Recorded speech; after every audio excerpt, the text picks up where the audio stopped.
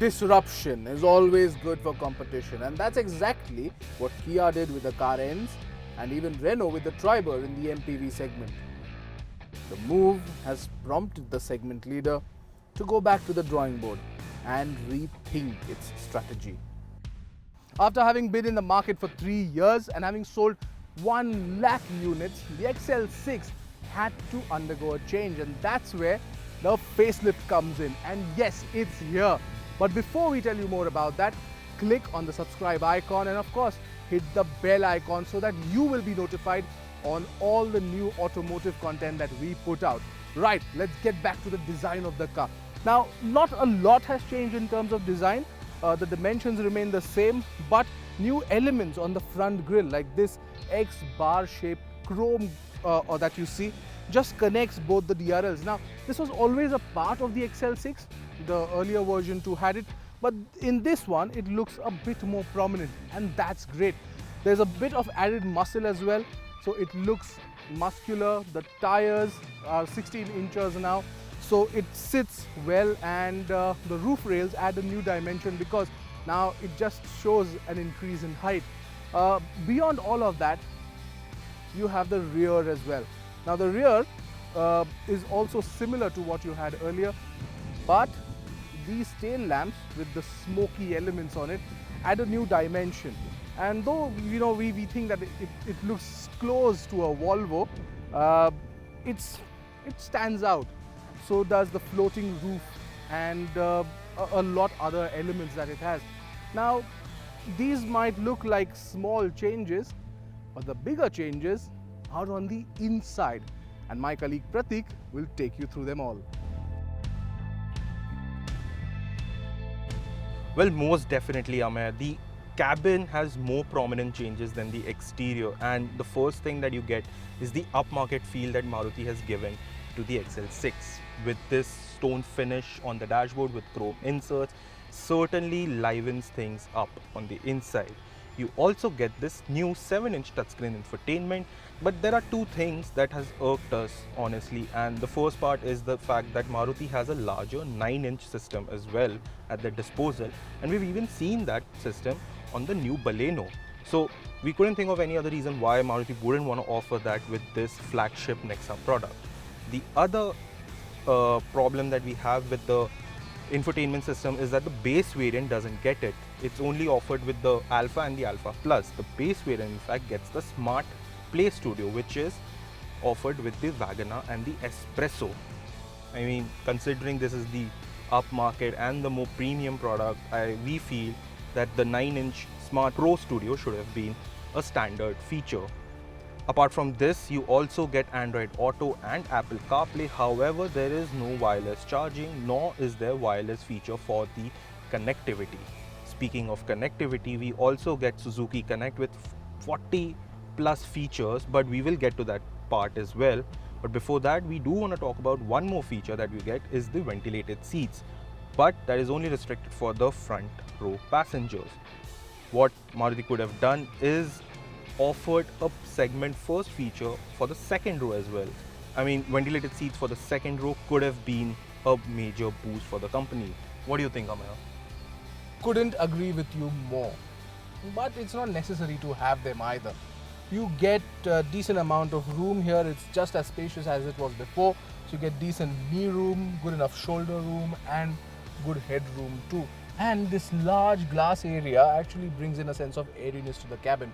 You also get roof-mounted air conditioning vents, which bring in a sense of relief here. But the absence of a sunroof will be a deal breaker for some. But there's one more row behind me. And as you can see, that Pratik is not quite comfortable and is asking for more space. Another thing that you will have to compromise on is USB slots, as you get only a single 12-volt port. But there are no air vents here for the occupants, and yes, you will be left uncomfortable if the season is summer. A last aspect about the space is that with all 3 rows up, you only get 209 liters of storage space, but that can be expanded to 550 liters with the 3rd row folded And if you further fold the second row as well, then you get a total of 692 liters of boot space, which is ample in our opinion. Now, let's get to the heart of the matter.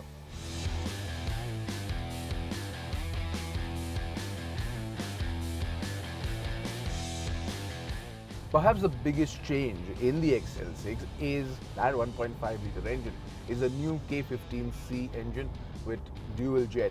Now this basically means that there are two injectors per cylinder, which basically means that there's greater control over fuel injection and therefore good on fuel efficiency as well. So yes, this car with a 6-speed automatic gearbox punches out more than 20 kilometers per litre. That's good, right? And even on highways like this where you're just cruising down, it actually feels all right. It does not feel underpowered. It's only when you start overtaking that's when you feel the need for power. It is the most underpowered car in its entire segment because it just pushes out 102 brake horsepower and 138 Newton meters of torque. Now, in the Kia Carens has more power to offer. Given all of that, let's get to the gearbox in that case, because this is the new 6-speed automatic torque converter that we see on the car, and it is pretty good. Not straight off the bat, but at least when you're cruising down, it is pretty all right.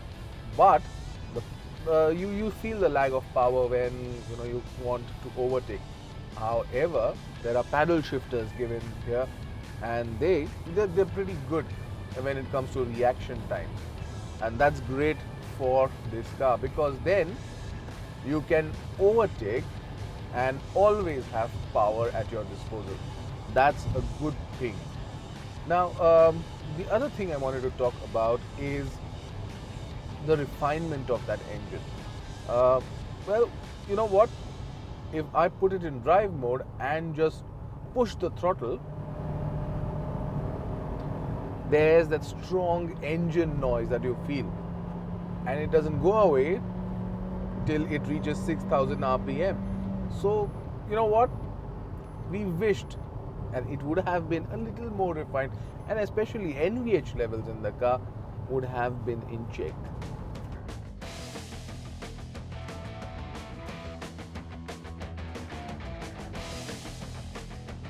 Now things are completely opposite when you drive the manual version. It is engaging, it is fun to drive, it is peppy, and the throttle response is absolutely on point. Like, we love the fact that it can rev to the 4000 RPM band as well, and it is quite comfortable, in fact, at the 2500 RPM band as well, and that's where it is absolutely at home. Apart from that, the gearbox is slick, the shifts are smooth and comfortable, the clutch is also light, that's exactly what you expect from a Maruti car, and they've done a brilliant job in that as well. Apart from that, the cabin noise is bare minimum. The only thing that we can hear is the engine noise, which is smooth, and we really love that fact. Also, the bigger tires have helped in adding to that as well, and your ride is absolutely comfortable.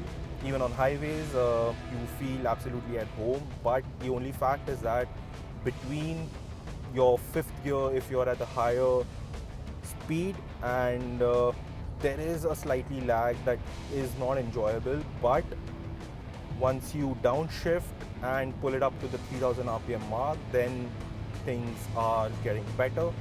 And once you cross that and then shift to the higher gear, then things smoothen out.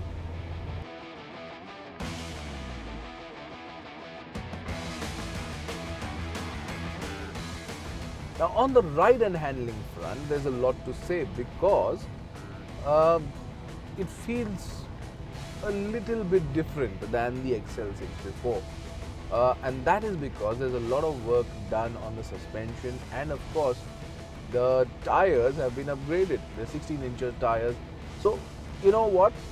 It just makes up for a nice a nice package, so to say.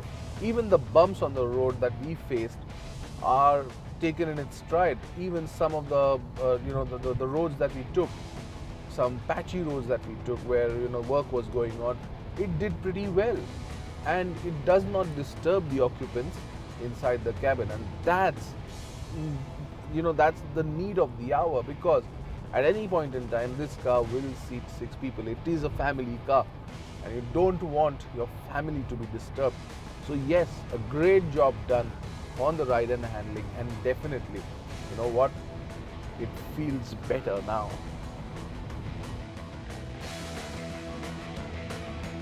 There's more than what meets the eye in the XL6, because going with the trend, Maruti has included its Suzuki Connect connected car tech as well, and comes with more than 40 features, and we are even familiar with most of them from the refreshed Baleno.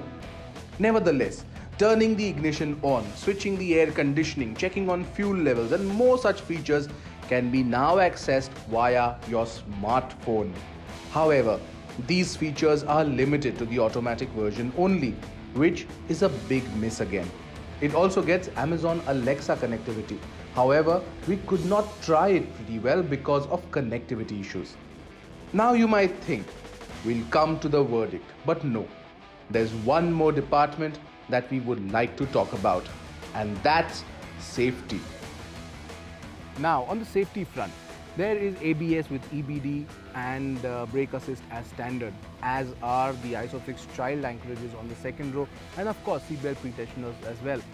But the addition of 4 airbags as standard and ESP with hill hold assist, well, these are baby steps from Maruti Suzuki to ensuring that this car is safer. Maruti Suzuki has also ensured that this car also gets 360-degree camera as also tire pressure monitoring system. But both these are only available in the Alpha and Alpha Plus respectively.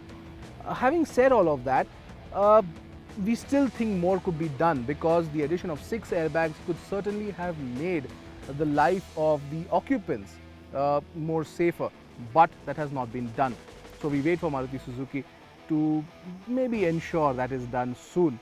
However, the first question that all of you will ask now in our comment section is, what is his global NCAP crash test rating? Well, frankly, we don't know, because this has not been crash tested. But when it does, you know Car and Bike will be there and will be the first one to tell you exactly what went down.